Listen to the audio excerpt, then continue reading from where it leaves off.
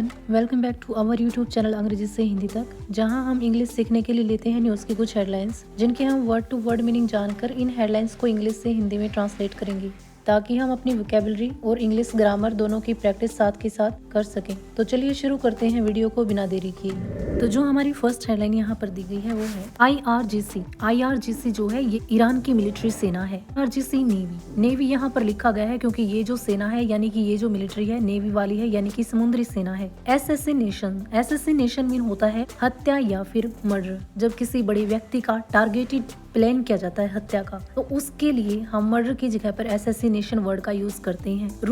Rumours mean होता है अफवाहें। रूमर मीन होता है अफवाह। यहाँ पर ये रूमर की प्लूरल फॉर्म है रूमर्स, इसीलिए यहाँ पर अफवाहें करके हम इसकी हिंदी बनाएंगे। एरप्ट का मीनिंग होता है फैल जाना या फिर अचानक से सामने आना। जब हम इसकी हिंदी बनाएंगे तो कुछ इसी तरीके से बनाएंगे, यानी कि IRGC नौसेना से जुड़ी हुई हत्या की अफवाहें जो है फैल गई हैं।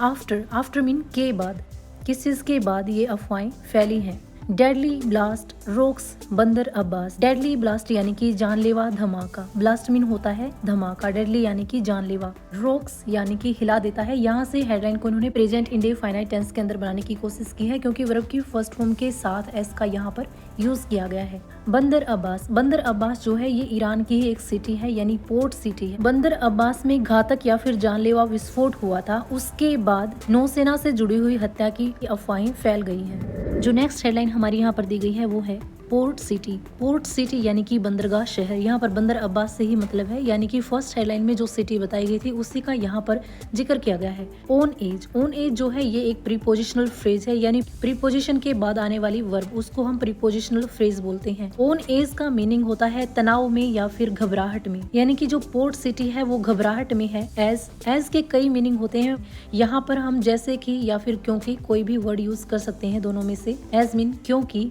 डिटेल्स एमर्स का मीनिंग होता है सामने आना या फिर उजागर होना, यानी कि जानकारी सामने आने के बीच जो बंदरगाह शहर है, जो पोर्ट सिटी है, वो तनाव में है। कोज मीन होता है कारण। ऑफ एक्सप्लोजन यानी कि विस्फोट, जो धमाका हुआ है या फिर जो विस्फोट हुआ है। स्टिल अनक्लियर यानी कि अस्पष्ट, यानी कि जो विस्फोट का कारण है वो अभी स्पष्ट नहीं हुआ है, लेकिन जानकारी सामने आने के बीच जो बंदरगाह शहर है वो तनाव में है।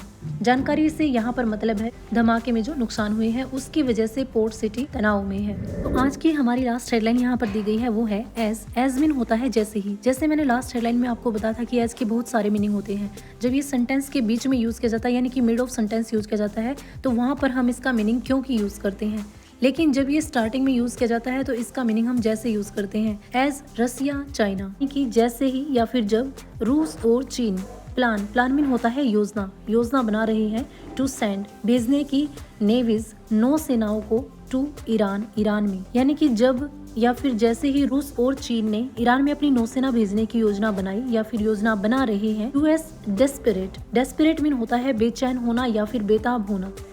फोर मीन के लिए। डेडलियर वेपन्स यानी कि जानलेवा हथियारों के लिए या फिर घातक हथियारों के लिए। इनके कहने का मतलब है जब रूस और चीन ईरान में अपनी नौसेना भेजने की योजना बना रहे हैं, तो क्या अमेरिका और ज्यादा खतरनाक हथियारों के लिए बेचैन हो गया है। क्या का यूज मैंने सिर्फ इस क्वेश्चन मार्क की वजह से किया है। इस सेंटेंस के अंदर जब यहाँ पर कोई WH फैमिली वर्ड ना हो, यानी कि व्हाट वाई का यूज ना हो, तो हम इस मार्क के अकॉर्डिंग हम उसकी हिंदी बनाते हैं। आज के वीडियो में सिर्फ इतना ही, मिलते हैं नेक्स्ट वीडियो में।